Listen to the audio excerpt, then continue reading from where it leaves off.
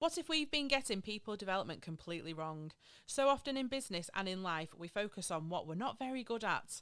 Appraisals become about weaknesses, interviews become about gaps, and we spend years trying to fix the things that don't come naturally. But what if the biggest opportunity isn't fixing your weaknesses at all? What if it's about understanding and making the most of our natural strengths? Today we're exploring why greater self-awareness could help us become happier, more confident, and ultimately more successful at work. I'm Rachael, Senior Talent Seeker and Marketing Exec at Fresh Perspective Resourcing, and today joining me is Helen Kane, Director of Forte Strengths. Helen, welcome to the podcast. How are we? Thank you for having me. Oh, it's really don't worry. good to be here. It's nice to have you in the fresh office, the podcast studio as it is. So I think we'll just go straight in, I think is probably the best thing to do.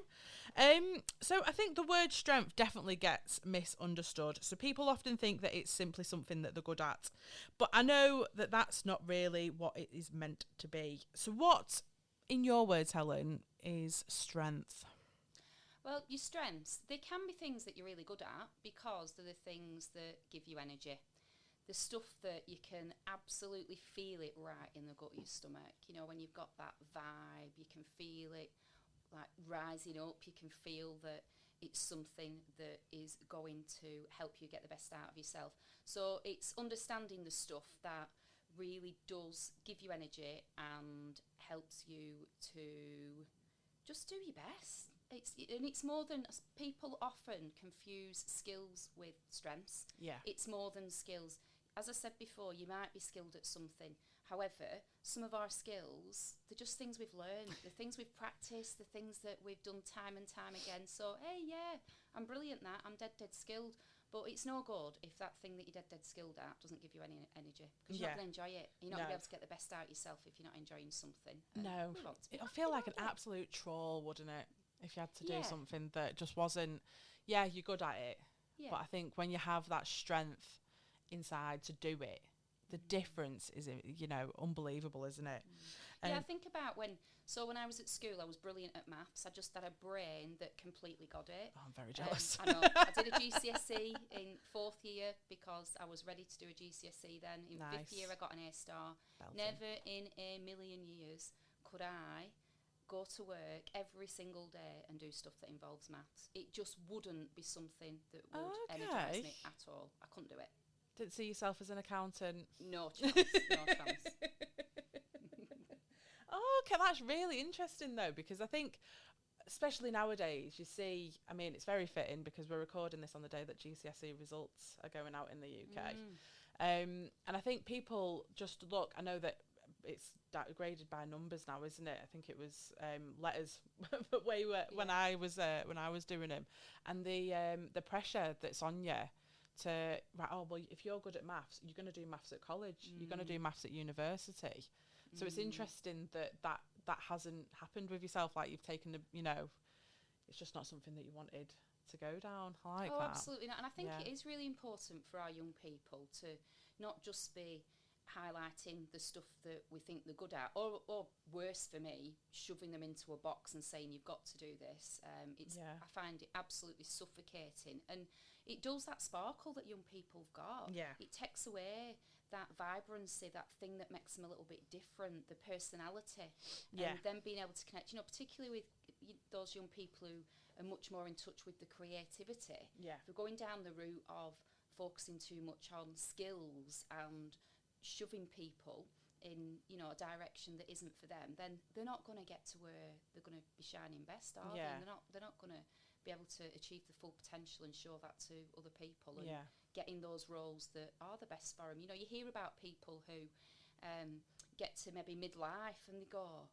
oh my goodness, I've been doing this role for 20 years. What's it about? And then they go in a completely different direction. Yeah. Someone I used to work with, a social worker, she's now doing like colour styling. Oh, wow. Like, oh my goodness. Completely don't different. Get me wrong, she was a brilliant social worker. But I think back to when I was at school, we were very much pushed towards working in the public sector, doing stuff that, I don't know, almost was virtuous because it's giving back to other people, which obviously the brilliant roles. I went into social work. It was, it was something that really did get me going. But I think actually I did have this creative side that was never brought forward because I was encouraged to focus on those core subjects, on the academic stuff. I did design and communication. And it was a class mostly full of lads, to be honest with you. I think it was a bit like, what are you doing in there? But I loved it. I designed a common room for the year 11s. Oh, wow. Converted our library. And it didn't come through. It wasn't. But we were asked to do something that we thought we could improve in the school. And I do wonder, I remember Mr. McGagan saying, what are you doing? No, I thought I was going to be a teacher. No, you don't want to be a teacher. You need to be an architect. I can see you do it. And I was like, what? There couldn't have been anything further from how I envisaged what my future would look like, and certainly how most of the people around me envisaged it. But I look back now and I think, actually, Mr. McGeegan might have been onto something there. How different would things have been if I'd decided that I was going to be using a bit of my creativity in architecture? Well, that's, I think we all go down our own paths. Like I, did went to school, went to college, and then I started doing my uni applications, and I was like, do you know what? I think I was applying to do film studies, and I was like, I'm not going to work in the film industry. I know that wasn't going to be something for me. I've always had a creative mindset, but then I just fell into hospitality. I worked for quite a few well-known coffee branches, and I think I had that kind of outlet of creativity there. Like if people wanted a flat white, I could do a fancy pattern on it. Nice. Like coffee was my craft, so to speak, and I did that for 10 years. I did that for, and I think just like you say, when you're at school and, I remember one of my teachers, it was my geography teacher, and he's like, oh, you'd be great doing, a bit of, with your sciences, a marine biologist, and I'm like, oh, no. Like, because again, I know that's not something that I'd be able to give my all to. I can't watch a David Attenborough documentary, so I don't know how I would be able to do it in real life. It's it is. It's absolutely mental. But I think sometimes we see, or well, should I say, something that we see all the time in recruitment as well, which kind of aligns with what we were just saying, is candidates telling us exactly why they're not right for a role. So, ask someone what they need to improve and they'll give you a long list, but, ask them what they're brilliant at and suddenly they're really uncomfortable. I'm really guilty of this. I'm really, really bad at picking up on stuff like that. So why do you think that we're so much better at spotting our weaknesses than recognising our strengths? Well, it goes back centuries and centuries and centuries. We're conditioned. When we were, cave people, and we might have been being chased by the tigers or whatever, you had to be on high alert. If you're out hunting, you had to be on high alert, because if you took your eye off the ball and you weren't alert to those things that might present a threat to you, you're literally going to get eaten up. So it's our brains haven't quite got to a stage where we've evolved from that, because it kept us safe. Strange, isn't it? Yeah, it made sure that we were safe. It made sure that we continued to live. And that was the bottom line. Are you alive or are you not alive? And what we're dealing with today, it's often not that serious, is it? No. But the brain, it's the way it's wired. But the brain has neural pathways, and those neural pathways can be rewired so that we think a little bit differently. So the stuff around strengths and the stuff that I work with people about is reframing things, getting to think about things differently. What different lens might we put on that? What other perspectives are there? How might other people see it as well? But really honing in on the potential for 360-degree feedback. And for some people, it makes them go, because it makes you think of stuff like, appraisal experiences that people have had that might not have felt great, where it's about the stuff you've got to get better, the stuff you've got to work on. But when I use 360-degree feedback, it's sharing with other people what the strengths are, and then asking for feedback on how they show up. So even the very nature of it starting that what we're talking about is strengths puts that much more positive mindset around it, and people are being invited to give that feedback. And it doesn't mean that you can't share things around how to improve, because we all want to improve. We all want to be able to be doing the best that we can. But seeing it through that lens makes it feel less prickly.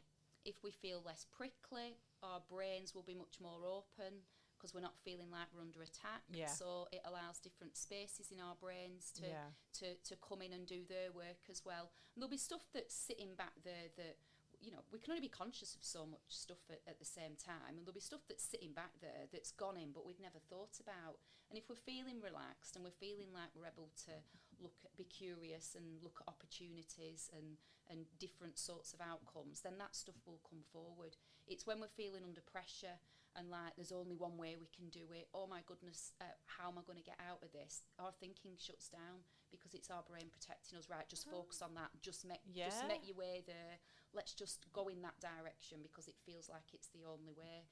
Oh, I mean, so would you say that that's why, like, the best ideas can come, like, while you're in the shower? Oh, absolutely. I laugh. I laugh. It happens all the time. Loads of my creativity. I'd never thought about myself as someone who's creative. Yeah. If I think about my journey, I'm not joking, started when I was 3 years old. So we moved into our house, and it was the early 80s, and you know, me nana had strong, you know, Catholic faith. So when we moved into the house, she invited the priest to come and meet us, because that's what you did. Okay. So the priest comes and meets us, and me nana, from day dot, she always was telling me how bright I was. Oh, you're a clever girl. You're a good girl. All these sort of labels about how brilliant she thought I was. And when this priest came, she said, "Oh, she's going to be a teacher, Helen." I was 3. And she's saying she's going to be a teacher, and the priest says, "Oh, that's lovely. And I'll take you to Africa when you're grown up and you can teach the African children."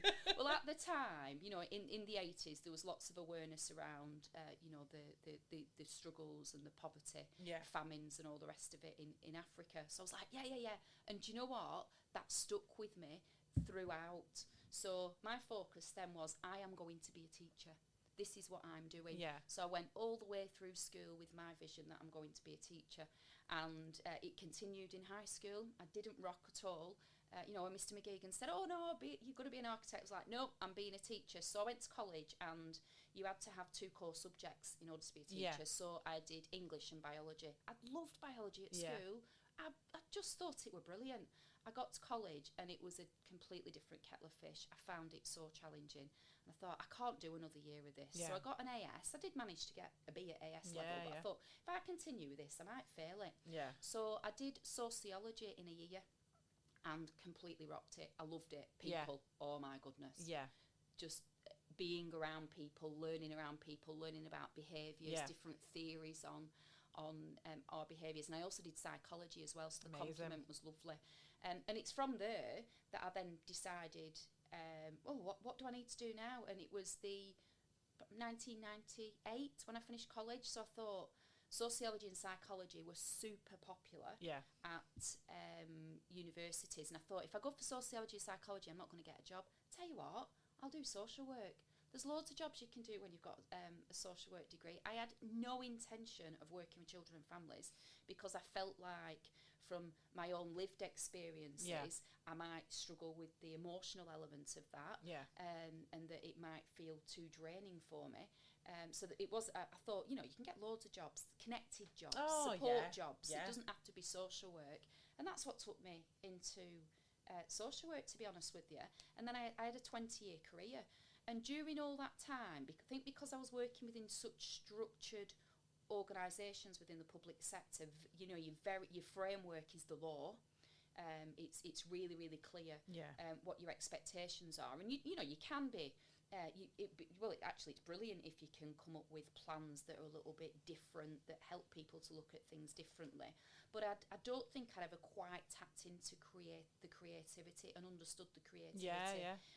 Because it was on to the next thing, constant pressure, key performance indicators, quarterly plans, all these things that we had to focus on. You know, and ultimately making sure our children and families had the best that they possibly could. And as I've come away from that and I was setting business up, the first few months I couldn't really structure what this would look like. And then I got into business, and The first year was extremely challenging. My mum passed away 4 weeks after I'd started the business, so I was completely knocked off my feet, and my confidence suffered, and that was something alien to me, because self-confidence really does give my energy. Give me energy, not my energy. Gives me energy. So that feeling like it wasn't in tip-top like it generally was really challenging. But it did allow me to think about other stuff, and ideas started coming then. And ideas for me will come when I'm, like more recently, when I'm walking Ollie. Oh, So I've got Ollie the collie, my little man. Ollie the collie. He's just the best. He is adorable, He's to be fair. Beautiful. Very, so very there's some cute. woods near us, and me and Ollie go out, and he walks me. I certainly don't walk him. He gets me stomping. And there's all those smells. Yeah. And the sounds of the leaves, and I sound a bit like Mary Poppins sometimes when I go about this stuff, but I absorb all that through my senses, and something just comes. And I'm like, oh, am I going to remember that? And I might get my phone out and do myself a quick voice note, or quickly type something in my phone, because I think I'm going to lose that, and I'm going to lose the essence of it and what it's meant in this moment. I think, because one of the things I find, the way that I process information as well, I'm much more articulate and authentic to what I'm trying to say when I'm doing it in the moment. So if you give me too long to plan something or to come up with a script, I just don't have my vibe. And I know my vibe's not for everybody. Some people think, well, that's a good thing. But, Surely not, Helen. Surely not. The vibe really is about being relaxed, having energy, being true to and when you're there in the moment and you're rhyming it off, that's when the genuine stuff comes out. So I like to capture that and to do something with it. If I forget it, I'm snookered, because I've come then I'm to, the and same. I'm like, oh, this isn't it. This isn't what I was saying. And then I might be, cleaning stairs on a Saturday morning. There you go. It comes back again. I'm like, oh, there it is. Quick, do something with it. Do something with it. So I think being away from working in a really highly pressured environment has allowed me to just realise some of the things that I have got going for me that I'd never had the opportunity to come through. Because I think that comes along, especially with us at Fresh. So anyone that's worked in any form of recruitment knows that it. I mean, I think before I came into recruitment, I thought it was going to be a doddle, because you just think, oh, it's going well easy. You speak to people, you get people jobs, feel elated, and 4 years on to being working at Fresh, I think that's it's quite a humbling experience to look back on, to be fair. But I think given the stresses that we do go through, as a team, we're really good at because we do HIIT classes, we do yoga, we have team trips out. We host our own awards, the Freshies. We go to awards, we do a lot outside of work. We're going on holiday in 3-4 weeks. We're off to Malta as a team.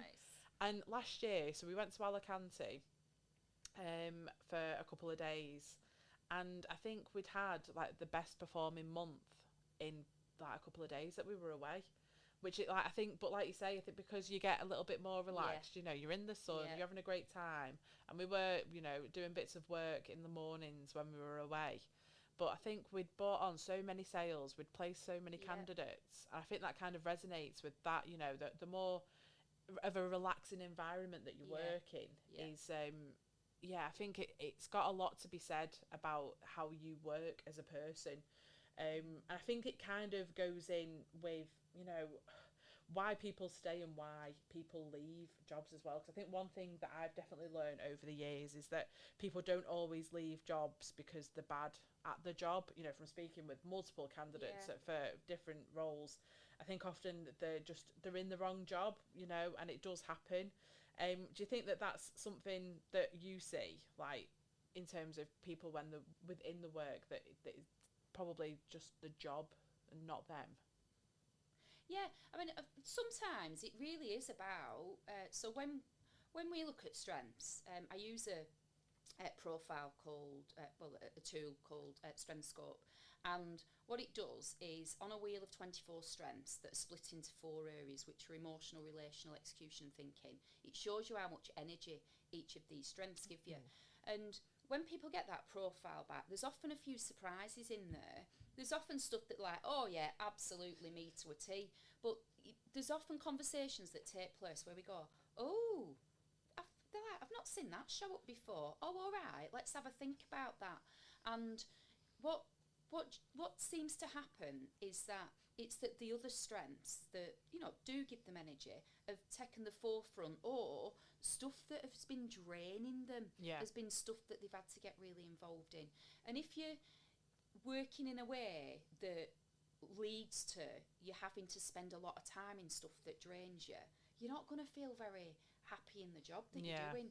So it could well be that it is the role that isn't the right one for them. Because actually, if you're really drained by detail and you know, and your job involves having to go into a lot of detail about something, whilst you might be skilled and really good at it, so you can hit those targets, or you know, you can get the stuff done. Actually, if you're not very happy, it might be that that role isn't the right one for you. But similarly, one of the things that is brilliant and I absolutely love about the work that I do, so I'll go into teams and everybody will have an individual profile, and we'll do a debrief where we reflect on, well, how does that show up? How do you want it to show up? Which things might you step into more? The really interesting dynamic about going in as a coach is I've no agenda in that organisation. I don't have various targets or objectives that I need to achieve. My agenda is going in and helping people develop their self-awareness. And we do, once we do a team workshop, we do link that with the strategy, the organisational priorities, you know, with the impact report, whatever it might be that all that's framed within. However, because I don't have that agenda, I provide people with a space where they can be free to look at, oh, what is that about? And they can come up with ideas. If you do that with your manager sometimes, you might hold back on some of those ideas because actually, I don't think there'll be a goer for that.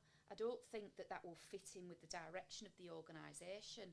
I don't think that they'll appreciate what that will bring for me. So doing that with me allows them the space to start being curious about it, so that what they can do, it might be that there's something missing in their role. It might be that there's something that they could collaborate with other people in the team that might allow them to bring that part of their strengths forward and really get more out of their job. And if they have if I set the seeds there and I start sort of just giving a little bit of a nudge here and there, oh, what about that? Oh, what might that look like?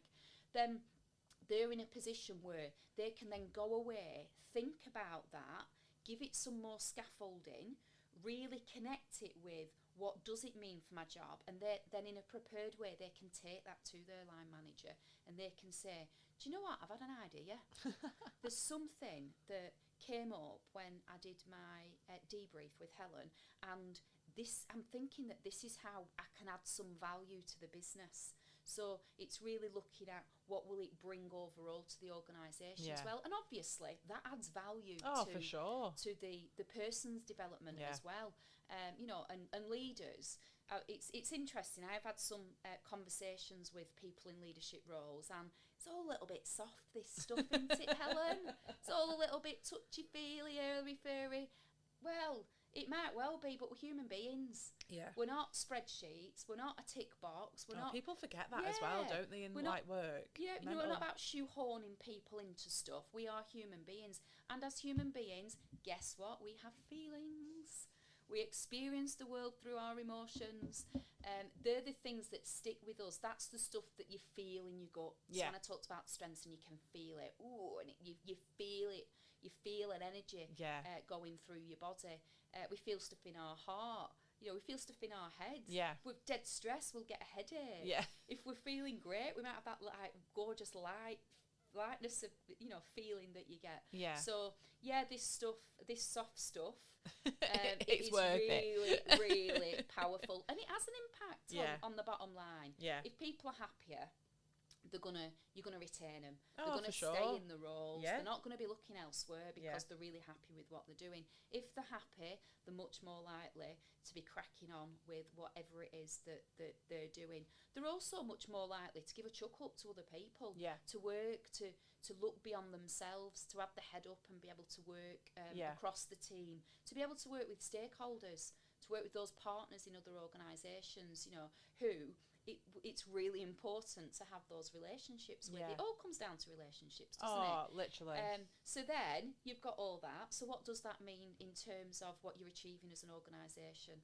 What does that mean in terms of your capacity to aim higher, to achieve, to develop your people, and to, you know, sometimes that does mean, you know, that thorny thing of sometimes you develop people and it means they move on. Yeah. But that's brilliant. You've allowed somebody to have that opportunity to take that next step.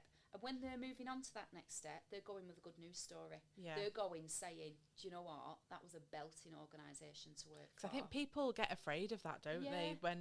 It is sad, because I know that, you know, they've probably had experience where people have just gone and got a little bit of experience just so that they can put it on the CV. And then they leave, and I don't know, like, it can, especially business owners, or anyone, you know, like hiring managers or anything. It's it can leave you a little bit like, oh right, okay, and it kind of then taints everybody else with the same brush, so to speak. So yeah, but I think it's really interesting as well. So you say it because I was in a very similar position 2 years ago. So I'd done 2 years at Fresh, and I was like, right, you know, I've never known what I wanted to do, like, in life. You know, like I said, I was in hospitality for around 10 years. I went and worked at Royal Mail for a couple of years, went and did that for quite a bit. But it's always been centred around people. Yeah. Anyway, how I came, you know, about the job, I used to work with Laura, my MD's stepdad. And it just kind of worked out that, you know, I came and interviewed, and I got the job, which was great. So I'd done the 2 years. I'd learned recruitment, if that's the way to do it. Trade. Yeah. And I was like, right, I'd had my 2-year appraisal, and they're like, right, what are you wanting to do? And I was like, I've done management. I don't really want to do that. Like, not in the capacity of, you know, a delivery team. I was like, but I think we could do our marketing better. Ooh. And I'd never done, you look on my CV, no experience in marketing ever. But yeah, because everything was outsourced. I'm like, I don't get why. Like, I think it should be in the business, because everything had to, you know, we were working through someone else, so everything had to get sent to them, and I don't know, the control wasn't there. And I was like, there's got to be a better way. So I proposed to Laura and Vicky. I was like, let me do it. Obviously, not take everything in a wanna, but I'm like, just let me prove to you that I can do this. Yeah. And yeah, here I am. Another 2 years later, you know, working up to being marketing manager at Fresh, and it's. But I think just having those conversations are so important within work, even in your day-to-day life. I think, you know, there's certain things that you can be quite reserved on, but then you have it, and like you say, that energy comes back, because it's like that weight's been lifted, where you're like, oh well, I'm not holding back anymore. You know, I'm confident in myself. I know we touched on confidence before, to kind of have that conversation, which kind of leads me into, you know, I think with confidence, it's not about being the loudest person in the room. I'm quite a loud person anyway. That you probably, if you're listening, they'll laugh from me. Yeah, it's very much well known in the office. But I think sometimes the most confident people are simply the ones who understand themselves. Yeah. Do you think that comes hand in hand with your strength coaching, with the confidence? Yeah. So I've coached loads of people who self-confidence might actually be a drainer. Yeah. It might be something that, I'm really uncomfortable, I'm stepping into this isn't something that gives me loads of energy. However, that doesn't mean that they don't and can't develop confidence. It means that it's just not the thing that completely rock and rolls them. So being able to go, all right, that's where that is, but how do we get that? Working with somebody on an ongoing basis, and I can't tell you how absolutely, completely and utterly delighted I am with where they are up to. Our work, it's been gentle. Yeah. it's had a few nudges here and there. As the relationship's developed, I do have a thing in my contract when I start working with people. At the start, I do say, on occasion, I might step out a coach, and they look at me as if to go, what does stepping out a coach mean? And what I mean by it is that they might say something, and I might literally be thinking, are you kidding me? And coaching isn't about being directive. It isn't about sort of sharing opinions. You're not telling people how to live the life. It's not a mentoring role. It's not a consultancy role. I'm not a manager or a leader. I'm there to help you to find what's within. Doesn't that sound cheesy? Oh my goodness! But that's what it is. You've got it in you. You've got it in you. It's about how we mould that and position it. And for this person, I'd got to the point of being able to go, right, can I just step out of coach a minute here? Yeah, of course you can, Helen. Right, do us a favour, will you just listen to that back? Because this is what you've just said. What does it sound like to you? And they were like, oh, literally, like going, oh my goodness. Said, can I tell you what I've seen? I've seen this. And they were like, oh, I'd not looked at it like that. And I was like, I know. So what we've developed is a way that they can get feedback from others, but also how they can get some of that internal feedback as well. Amazing. It's not just about other people, it's about us backing ourselves as well. It's about us going, I appreciate, for example, it might be that we're going through tough times. I appreciate that I've got difficult conversations to have, and I understand that for some people this is going to be very, very difficult. However, I've also got the confidence to know that I demonstrate empathy and compassion, and that I have decent communication skills, and that I will be delivering this and working alongside people in a way that helps them to get through what might be a very, very difficult time. And having a situation where you have worked with somebody whose confidence has meant that they are responding, and not even responding, reacting to the stuff that's going on around them and feeling on the back foot, to being, actually, I've got a really good perspective on what's going on here, and listening to them talk through what the future of their team looks like it blew me socks off. That the last time we met, that's what they were talking about, and I literally was, you know me, I'm not a particularly quiet person. I literally was sort of sat back absorbing, and then allowed them to explore and share what was going on, and rhyme the stuff off, and get in the flow, because flow's really important. That flow of, oh, this is all right, and then it builds up momentum, and it helps you grow. You feel it inside you. You stand differently when you're in flow. Your shoulders are back. You're looking out. You're not introspective. You're very much about what's going on there. And to see that in this person, it is absolutely fabulous. That's what you get from understanding yourself. And this is like, it shows up. Because we try, we'll speak with some candidates, and some candidates will, speak very highly of themselves. I think we had someone the other day for a sales role saying how many sales they'd got on. They'd got taken into the back room by the manager, so, how amazing they were, and which, fantastic. Great. But I think there's for us, when we speak with some candidates, we're speaking with people that potentially might not have interviewed for 20 years. So, interviews are very different nowadays. Usually have like a bit of a Teams or, some sort of virtual interview for the first one with a face-to-face for your second. And I think you can hear it even over the phone of how the confidence in someone, you're like, oh, you're asking them questions about the job, and they're like, oh, is that all right? Is that an all right answer? And you're like, you've done this job. Fair enough. It's same job, it's with a different company. And it's kind of seeing that through with them, and actually instilling that little bit of confidence, and being like, you've done this. It's a scary time going from, one place to another, because in the way that businesses are at the moment, there's a lot of redundancies happening, and people are kind of having that hand forced to them, I suppose. So I think kind of seeing the confidence in that respect as well with candidates is really interesting. And I think it's there's there's a whole different take when you start looking at it through a strengths lens. So Yeah. you're moving away from it just being about your knowledge and skills, Yeah. and it being about your energy.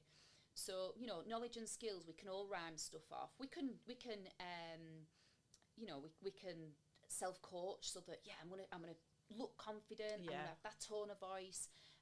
But if you don't have that energy, then you're not quite bringing your best self forward. Yeah. I remember going for a job, and it wasn't long after I'd experienced strengths coaching for myself. And the first question was, what do you bring to the role?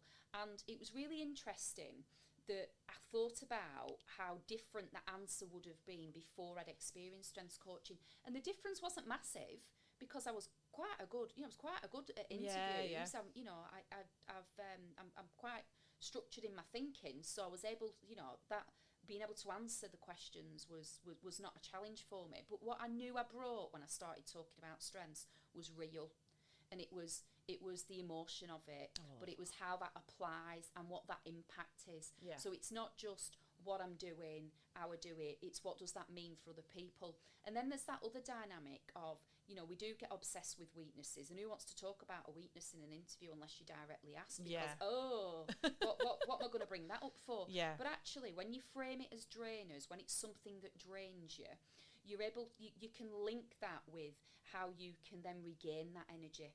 Oh, yeah. So it puts a different slant on it. But also, when you think about something as a drainer, it's very much putting it outside of yourself so that you can look at it objectively. Yeah. So what can I do about that drainer? What can I do that will prevent me from that really bringing me down? And there are things that we can do to lift that energy up. Yeah. And being able to articulate that adds a lot of credence when you're going through an interview process. And in that particular job, I remember I was being interviewed by a national director, an assistant director, a head of service.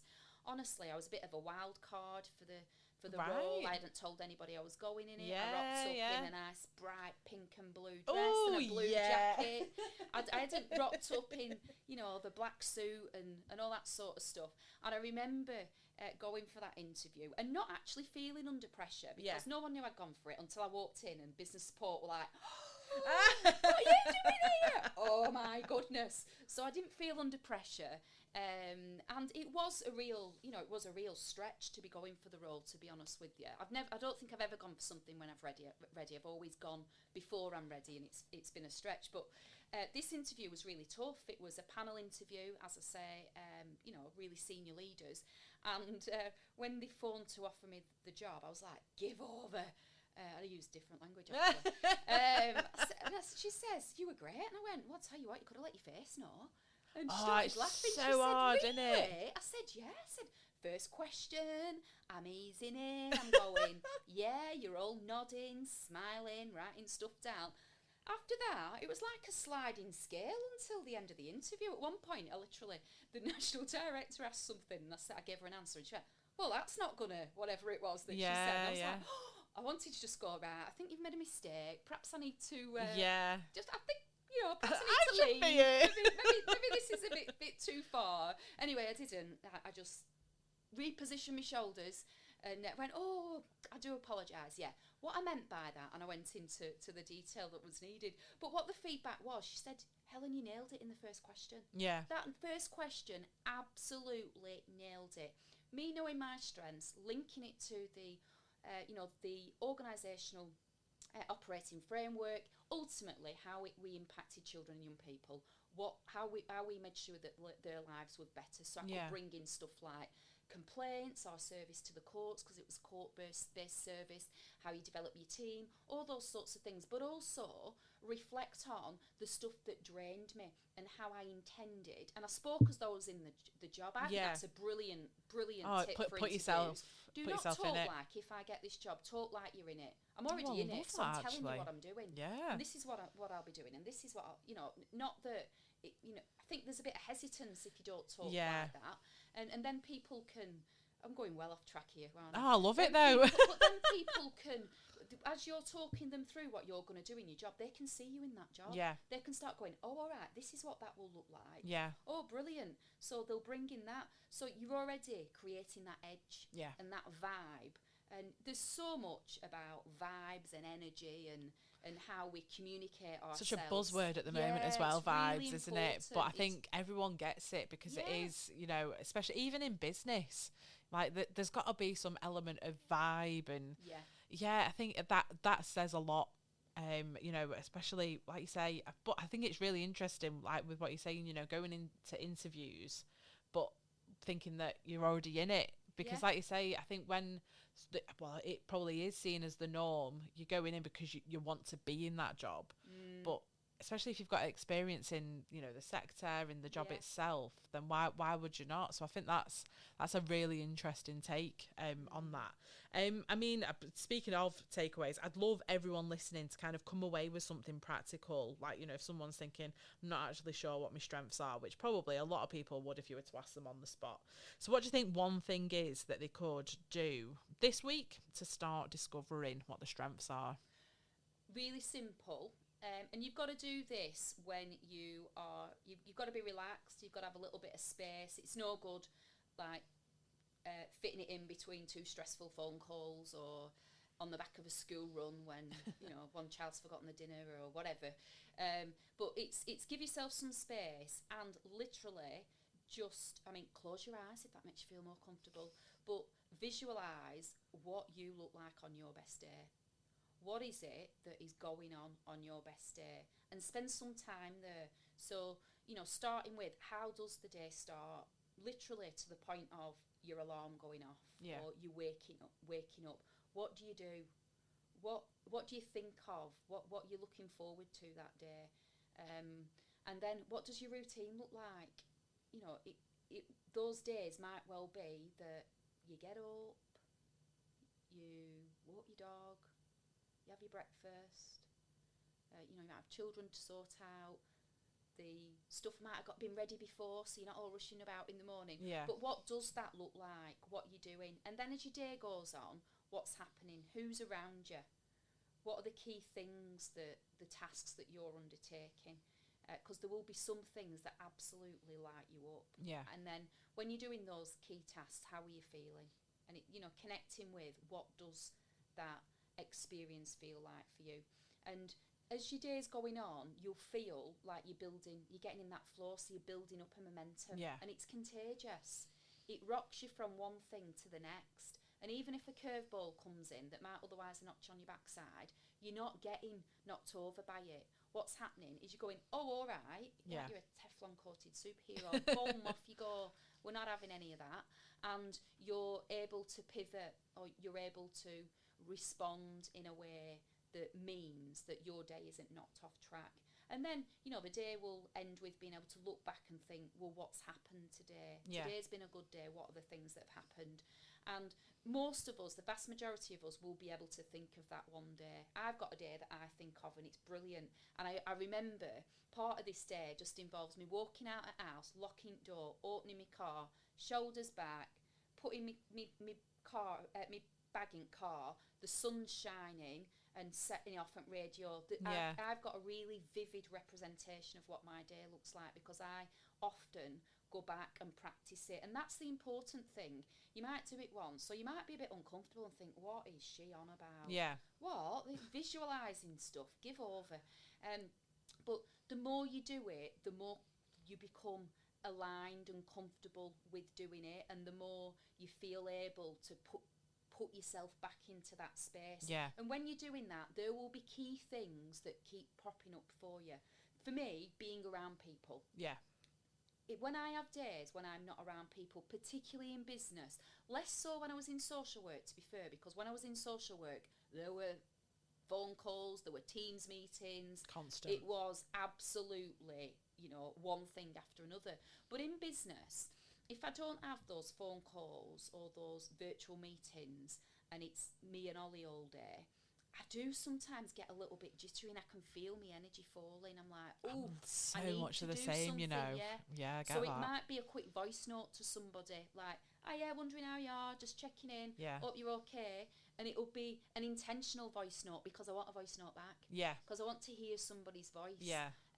Or it might well be a bit of a long shot. I've got half an hour at 3 o'clock. If you're free, do you fancy a quick catch up? Yeah. And I'll do it on a Google Meet so that we're seeing each other's face, Oh, nice. or a WhatsApp video or whatever. Yeah. Just something that really helps raise my energy and keep it where I Yeah. need to be.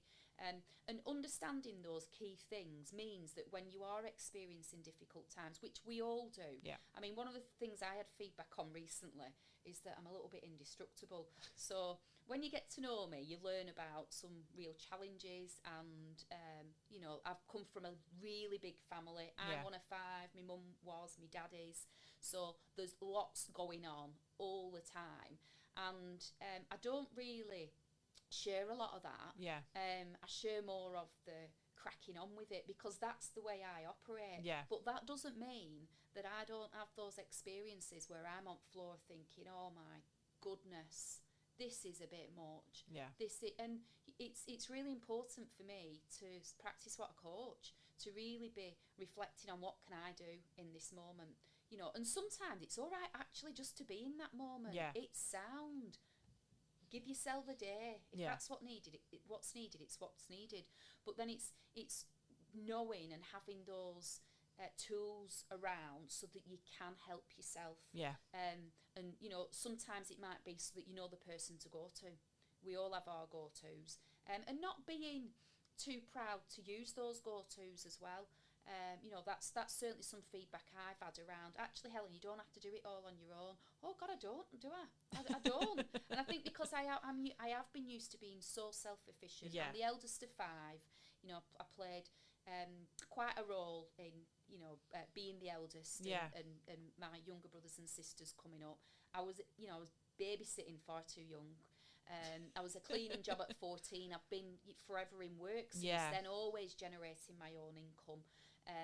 Had that independence, not relied on others, not borrowed money, all those sorts of things that sometimes I do need a reminder of. Actually, it's all right. Yeah. It's okay to lean on other people, and things you achieve much more by working collaboratively and doing stuff together. So people can find those inner tools and that capacity to self-coach, to find out what their own strengths are, and then to reach out and find ways in which they can develop themselves, because it's great having you know, these experiences of personal development, but if we don't do anything with them, it's just a sheep's dip. It's just, all right, that's happened, that was nice, and you forget about it. 6 months later, it's like, what was that stuff? Oh, I don't know, I can't remember. So it's allowing ourselves to be in that space, which sometimes will feel uncomfortable. Actually, sometimes you'll really squirm. It's like, I don't want to go there. Yeah. I don't want to do that. Yeah. Do anything you know, to not go to that I don't part. mean dragging people kicking and screaming, but you know, it's that old cliche, but it exists because it's true. Yeah. That growth happens through change. Growth definitely. happens in all those uncomfortable areas, and it does. Yeah. Oh, I love that. And I think as well, one of my biggest takeaways is that, you know, careers shouldn't just be about what we're capable of doing. It should be about what gives us energy, which I think we've touched on quite a lot today. Because people spend more money, blimey, no they don't. They spend more time, oh dear, doing what they naturally do best, and everyone ends up winning, you know, yourself, the team, and your business. And yeah, I think that's really good point to end on. But it isn't ending there, Helen, because we always like to end our podcast with a little game that we've called Fresh or Stale. Oh dear, what are you going to do to me now? So I've got 5 little things here, which, you know, they're either going to be fresh or they're either going to be stale. Oh. So the first one, again, you know, something that we've already touched on is annual appraisals. Would you say that they are fresh or stale? Oh, well, I think the typical annual appraisal model is stale. However, I do think that there are definitely ways that you can make them fresh. Interesting. Look Absolutely. on that. Absolutely. Yes, down for that. And then we've got personality tests. Well, fresh in that you can help yourself to get self-awareness. However, there is a rider with personality tests. I think it can be, there's a real staleness if they're putting you in a box. Yeah. And there's lots of tools out there that put you in the box. They say you're this, you're that, your other, your other one. However, we're more than that. We're much more. So, you know, when we're looking at our strengths in the framework that I use, there are you will have strengths and you will have drainers in all four areas. So you're not defined, you're diverse, you're unique, and it's really important that we capture that and we look at the stuff that rock and rolls you. What one word means to one person, so what self-confidence means to me and how that shows up, very, very different to what it means to someone else. So it's going much, much further than what that initial first glance gives you. Yeah, because I know I've done plenty of personality tests over the years, and you get the results back and you're like, is that me? Like, and I don't know, I think sometimes they can be spot on, because we use them at Fresh with some candidates for some of the roles that we work on, and so like we'll send the results back to them, and some of them are like, yeah, that's me to a T, and then there's others that really don't see themselves as it. So I think it's the Fresh in a sense that, you know, it's a good little reflection point as well to be like, oh, actually, am I like this? But I think the relevance is it's a tool. Yeah. A tool isn't standalone. Oh, no. A tool's a vehicle to use in order to get to the meaty stuff. Yeah. In order to get to the vibrancy and understanding what it means. Yeah. And then we've got AI in coaching. Oh.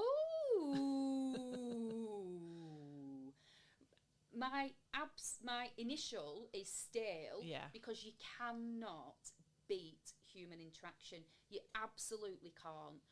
AI is not going to give you that little change in intonation in your voice, that little bit of body language, the eye contact, the stuff, the pause. Yeah. The power of the pause is tremendous. Just like, oh, okay, you've shared that with me. I'm just going to let that settle a little bit, because often what people do is they do more thinking on that. Yeah. They go further in. They get something else. They come forward with something else. I mean, that was something that I did loads of in my social work days. You know, if you're building up relationships with families, people sharing the stuff with you, and then, oh, all right, I'll just leave it there. You get more stuff comes through. However, I went, ooh, because I've got to say I've had some recent experience. I'm not massively AI savvy, I've got to say. I don't use it for any content or out like that because I like to be in my own flow and vibe. Yeah. However, I have had some experiences recently where people made their own AI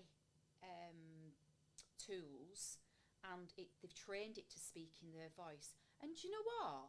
There's been some benefit of it. Yeah. I've done it to be curious and thought, actually, that was all right. And it felt much more interactive than any experiences I've had. And I'm thinking this is probably because it's not a generic AI. It's something that somebody else has trained. Yeah, it's built around. It's in their voice. It's using their language. And I can hear the person speaking as I'm doing it. Oh, how interesting. So that's why I do think, oh, actually, there is a fresh element. Because it's when you go, oh, what could I do here? Like, although it'll be one of those ideas that goes round houses, and then I go, oh, I had that idea ages ago, and then you know, like, oh, okay, come back to it. But I do think there is a place, but it's got to be, you've got to be careful around it, and it certainly does not replace human interaction. If anything, it makes human interaction even more important, because it might raise things in that, and then you go, oh, I need to talk about this. I need a conversation about this. True. Yeah. And then we've got team away days. Oh, absolutely fresh. I tell you, Summer. Oh, honestly, when I look back on my social work career, some of the best stuff was in a team away day. Yeah. And for me, it was development sessions as well. So not day-long things that felt like the same thing throughout the day, which I have experienced, but little snippets of learning, little bits of stuff to whet your appetite, to get you going, to get the cogs turning, that you then, because it's so digestible, you can then take into your own individual teams as well. We used to do them as a large service area, and it was so good to be able to go, right, what does that mean for us? Yeah. What, how can we offer that? And I love going into teams and doing that sort of stuff, getting the cogs turning, getting people to look at things a little bit differently, and then put their own mark on it. Make it their own, so that they can do the work in terms of how they apply it. Not me telling them, not a script. How do you use that then in what you're doing going forward? Oh, I love that. Yeah, because we had one. It was over in Burnley at Outdoor Elements earlier on this year. On a crisp Friday, we all went as a team, and we had the little. I think we did Jacob's Ladder. Yeah. We did some, like team activities and stuff. But I think what was really good to take away from it for us was that we learned so much about each other as a team that you wouldn't learn inside an office. Like, you know, Tyler, one of the guys that works for us, you know, we found out he's really good at puzzles. Yeah. But it's not like he sits at his desk doing Sudokus or crosswords all day. But it just that element of his mind will really like, and how people kind of threw themselves into certain activities. Like, I think that for me they'll forever be fresh because I mean I love going on them. But I think you find out so much. I love it when you see that person who perhaps is sits more in the background. Doesn't necessarily put their hand up a lot. But I tell you what, when they do, they've got something really interesting to say. Always got to listen. Always. That, you know, that's the dynamite, that you get those little bits of reminders of you're a team. You're not that one vibrant voice. You're not the person who has the most to say. You're a team because you're made up of all of those people. And it's the synergy of all of those people coming together that then is so much more than what those people are about separately. And you know, it can be really humbling and sort of make you go, all right, a little bit of learning to take there. Fantastic. And then we've got people that fake it till they make it. Oh, what do I think about it? I think stale. The reason I think stale is because we have got so much to offer, and if we're going to get the best out of ourselves, it really is about being that authentic version of yourself. I know authentic's a right buzzword and people are going off it a little bit, but that genuine, what are you about? That's not to say, it's like I said before, I've never been quite ready for most roles I've gone for. I've never completely ticked all the boxes and been, yay, I've got here, this. So there has been an element of me having to visualise what's happening in that role, and sometimes having to go, right, you know, I've been to some really tough meetings and I've had to go self-confidence on, put it out there, when actually I might be bricking it a little bit, or feeling a bit sick about what courage needs to come forward because I don't really want to do it. So there is that element, but I think when people are like completely faking it, where are you going to get the learning in that? How are you going to know the things that you need to do in order to develop if you're not being upfront and transparent about it? So it's owning the stuff that we do still need to learn and finding a way in which we can do that while still, you know, cobbling through at times, and, you know, going on that learning journey of stuff where we might get things a little bit off kilter, but it all contributes to how we get to the final destination. It does indeed. It does indeed. And that wraps up our delightful podcast episode. So thank you for joining me, Helen. It has been lovely. Where can people find you? And tell, because I know that you've got some events coming up as well. Tell us a little bit about what's going on. Well, thank you for having me first. It's been an absolute pleasure. I've really enjoyed myself. Where people can find me, my space is LinkedIn. I absolutely love it. I love it. You would never believe I've only been on social media 3 years. Oh, really? I just adore it. Yeah, I was never on as a social worker. I've decided that it wasn't a space that I wanted to put myself out there in. But yeah, once I started business, LinkedIn, I just find it such you can make so many connections and develop those relationships before you've even seen anybody. I've met people before at events and we've recognised each other and gone, and felt like we know each other because we had so many interactions on LinkedIn. So LinkedIn is definitely the space where you'll find me. I've also got Facebook and Instagram pages, Forte Strengths Limited, where people can come and take a nosy and see what I'm about. I've got a website, fortestrengths.co.uk. To be honest with you, I need to still do some work on my website because it represents me a couple of years ago, and I don't think I'd quite found my voice, I suppose, in my voice. It's a little bit, well, coming from a like a more corporate background in the public sector, for 20 years as well, I feel like I was a bit conditioned to speak in a certain way. whereas I just speak how I speak. So you definitely see that more, that perspective of me on LinkedIn. Oh, for sure. In terms of stuff that I've got coming up, coming up, I host a networking session every month. It's the fourth Wednesday of the month generally. It's at the Ancient Oak between 10 and 12. That's in Cotton. But once a quarter, I partner up with Preston North End Community Education Trust and North End Events, and we do it at the North End. Oh. Being a Prestonian lass, I absolutely love it. Get a couple of guest speakers. Up to now, we've been focusing on proud Prestonians, people local, the stuff that they've done, sharing their story. So that's something that's available for people to come along to. Don't cost now. We've always got a bit of a social value focus, which lovely segue into what I've got coming up. So I tend to do lots of fundraising. Somehow I've accidentally found myself with my my strengths coaching with teams, doing loads of work with charities. Yeah. And it's an absolute dream, Rachel. Especially to be able to do stuff on my doorstep as well. As a social worker, I never worked on my doorstep. I always worked outside. So being able to work with services that benefit my own community is just beyond brilliant. I absolutely love it. So the current fundraiser that I'm doing is I'm raising money for St Catherine's Hospice. Amazing. Brilliant charity, helping those people with life-shortening illnesses and the family members as well, crucially, to make sure that there's that support. And they only get about a quarter of their funding from the NHS, which is shocking when you think about it. People deserve to have that experience, don't they? Oh, that is deserve the right word. We just should have is should the right word. Oh, these very judgmental words I'm using. But maybe it's because I feel so strongly about it. Yeah, there's passion. There's passion behind what you're saying.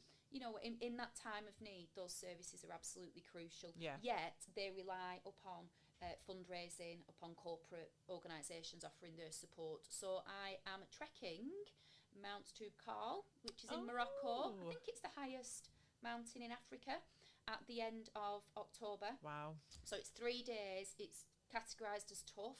So I think I've ignored that little bit of language. I'm just going to do it. I think the altitude will probably be what gets me more than anything. I don't know how I'm going to respond to that. So I'm fundraising for that. I've got a Just Giving page. We were asked to aim for $2,500. So obviously I'm aiming for 5. I see your target, and I will double it. I don't know when this podcast is going out, but I'm hosting an event at Preston North End, which is going to just be like a bit of a party night, to be honest. I've got a local dance troupe coming along. They are world champions. They won at the World Championship. I think it was only a week and a half ago. They're going to come along and open for us. I've got a singer who's going to do a little bit, a raffle. There'll be some great raffle prizes there. I do think we've got a signed North End ball, which if you're a North Ender, that's going to be absolutely fabulous, isn't it? Maybe a game or two. Maybe play cards right, something like that. And I've got a DJ. And people get fed pizza. Who don't like pizza? Everyone loves pizza. So it's tickets are available on Eventbrite. They're all over my socials. If there's time for people to have a look at that when this goes out. Oh, what a fab event. I think is it in September? Away. I'm so sorry. We're in Malta. You are. Oh, anyway. On to next. I know, Oh, dearie me. And then, so obviously go and check out Fresh Perspective as well. We have our website, which is fp-resourcing.co.uk. We're all over LinkedIn as a business and a team, just Fresh Perspective Resourcing. We also have a page for the Freshies as well, which is our annual charity awards evening. We're on YouTube, we're on Instagram, Facebook, TikTok. I think the only one that we're not on is X. If you've enjoyed this episode, please like and subscribe, leave us a review if you would like to do so. And this also draws a close to this fantastic season that we've had on the podcast. So we will be back very soon with some amazing guests, bringing back some wise words of recruitment, along with so much more. So thank you for listening, and Helen, thank you again for coming on the podcast.